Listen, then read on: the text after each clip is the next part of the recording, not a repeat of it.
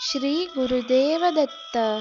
तुम्हा सर्वांचं माझ्या दैवी कृपा या यूट्यूब चॅनलवर मनापासून स्वागत आहे. आज आपण संत कान्होपात्रा यांच्याबद्दल जाणून घेणार आहोत. संत कान्होपात्राचा जन्म मंगळवेढ्यात एका गणिकेच्या पोटी झाला. कान्होपात्रा ही अतिशय सुंदर होती. त्यावेळी एवढी रूपवान सौंदर्यवती बालिका पृथ्वी तलावर नव्हती. बालपणीच कान्होपात्रा चुणचुणीत व हुशार होती.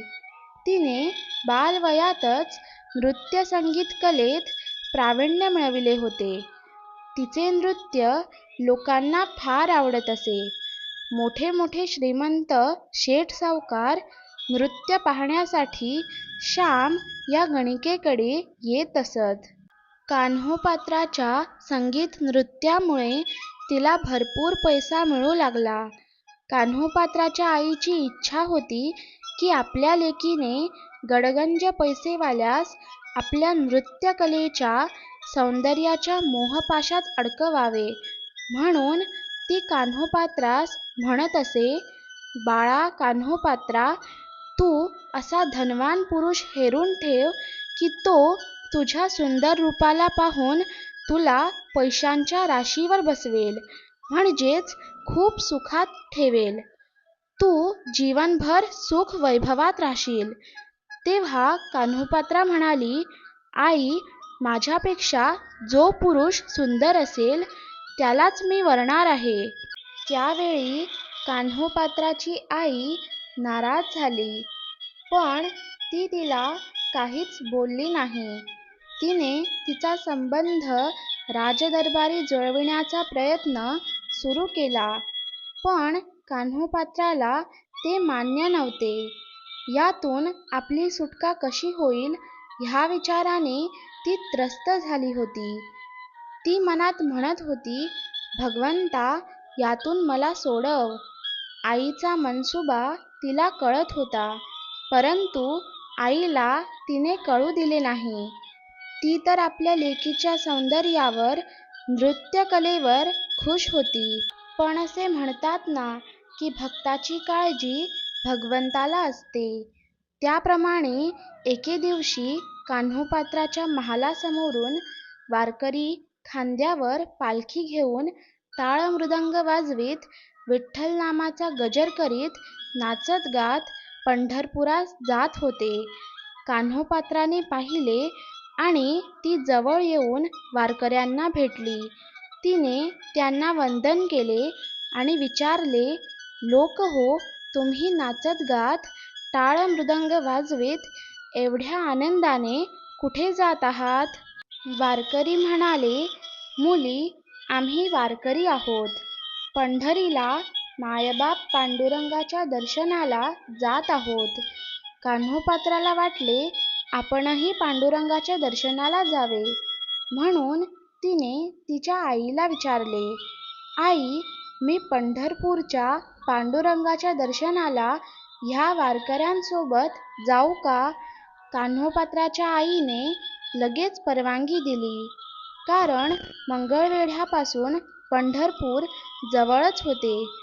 विठ्ठलाचे दर्शन घेऊन पोरगी संध्याकाळपर्यंत परत येईल, म्हणून तिने कान्होपात्राला जा म्हणून सांगितले.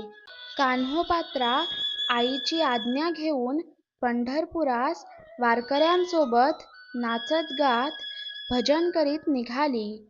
ती वारकऱ्यांना विचारत होती, "पंढरीचा पांडुरंग कसा आहे? तो सुकुमार, कोमल, दयाळू आहे का?" वारकरी म्हणाले, "होय मुली, पांडुरंग तुझ्याही पेक्षा सुकुमार, कोमल, दयाळू आहे. तो आपल्या भक्तांवर नितांत प्रेम करतो. आपल्या भक्तांना दूर लोटत नाही. अनन्य भावे पांडुरंगाला शरण गेल्यास तो भक्तांचे दुःख दूर करतो. माऊली मायाळू आहे." कान्होपात्रा वारकरी संप्रदायासोबत विठ्ठलाचे नाम घेत, त्याच्या नावाचा गजर करीत प्रेमाने पंढरपुरात गेली. तिथे गेल्यावर त्याचे गुण गात विठ्ठलचरणांवर तिने मस्तक ठेवले. त्याला अनन्य भावे शरण गेली. देव खरेच सुकुमार आहे का म्हणून दर्शन घेत असता तिने पांडुरंगाच्या चरणांना हात लावला. त्यावेळी माऊलीच्या पायाला खड्डा पडला, तो अद्यापही आहे. माऊली आपल्यापेक्षा सुंदर सुकुमार आहे हे तिला पटले आणि ती म्हणाली, राजस सुकुमार मदनाचा पुतळा रवी शशी कळा लोपलिया. खरेच भगवंतापुढे चंद्रसूर्याचे तेजही लोप पावते. कान्होपात्राच्या अंतःकरणात भगवंताविषयी प्रेम उत्पन्न झाले. ती विठ्ठलाचे भजन पूजन करू लागली. विठूभजनात रंगून गेली. परत मंगळवेढ्यास गेली नाही. कान्होपात्राच्या आईने तिच्या मनाविरुद्ध तिचा सुलतानी दरबाराशी संबंध जुळवण्याचा प्रयत्न केला, पण तिने मानले नाही. तिच्या आईने विनवणी करूनही ती पंढरपुरातून परत आली नाही. तिने आईला सांगितले, आई, पांडुरंगच माझा मातापिता सखा सोयरा आहे, सर्व काही तोच आहे. कान्होपात्राच्या आईला खूप वाईट वाटले, पण काय करणार. बिदरच्या बादशहाला कळले की कान्होपात्रा अतिशय सौंदर्यवान, सुंदर, कोमल आहे. तेव्हा त्याने तिला धरून आणण्यासाठी आपले स्वार पंढरपुरात पाठवले. जेव्हा घोडेस्वार पंढरपुरात विठ्ठलाच्या मंदिरासमोर आले, त्यावेळी कान्होपात्रा विठ्ठल मंदिराच्या महाद्वारात कीर्तन करीत भगवंताच्या नामस्मरणात तल्लीन झालेली होती. प्रमुख स्वार तिच्या जवळ जाऊन म्हणाला, कान्होपात्रा, राजाने तुला बोलावले आहे, तू आमच्यासोबत चल. नाही म्हटलीस तर कैद करून तुला घेऊन जाऊ, कारण आम्हाला बादशहाचा तसा हुकूम आहे. कान्होपात्राने शिपायांना सांगितले, तुम्ही येथेच थांबा, मी माझ्या विठोबाचे दर्शन घेऊन येते. कान्होपात्रा मंदिरात जाऊन पांडुरंगाच्या चरणांवर मस्तक ठेवून म्हणाली, पांडुरंगा, मी तुझ्या स्वाधीन झाले आहे. हा देह तुला अर्पण केला आहे. मला बादशहाचे शिपाई धरून नेतील. त्या बादशहाने जर मला स्पर्श केला तर तुझंच दुर्लौकिक होईल. ह्या तुझ्या सुंदर रूपावर मोहित होऊन मी माझे मन तुला अर्पण केले आहे. मला सांभाळ. कान्होपात्रा देवाला आळवीत अभंग म्हणते, अगा वैकुंठीच्या राया, अगा विठ्ठल सखया, अगा नारायणा, अगा वासुदेव नंदना, अगा पुंडलिक वरदा, अगा विष्णू तू गोविंदा, अगा रखुमाईच्या कांता, कान्होपात्रा राखी आता. आर्तस्वरात कान्होपात्रा पांडुरंगाला विनवीत आहे, म्हणत आहे की माझी लाज राख. निस्सीम भक्तिभाव आणि करुणार्तता तिच्या प्रत्येक अभंगातून व्यक्त होते. पतित पावन म्हणविशी आधी, तरिका उपाधी भक्ता मागे. तुझे म्हणविता दुजे अंग संग, उणेपणा सांग कोणाकडे. सिंहाचे भातुके जंबुक पै नेता, थोराचिया माथा लाज वाटे. म्हणे कान्होपात्रा देह समर्पणे, करावा जतन ब्रीदासाठी. पांडुरंगाने आपल्या भक्ताची करुणा ऐकली आणि त्याने कान्होपात्रेला आपल्या स्वरूपात सामावून घेतले.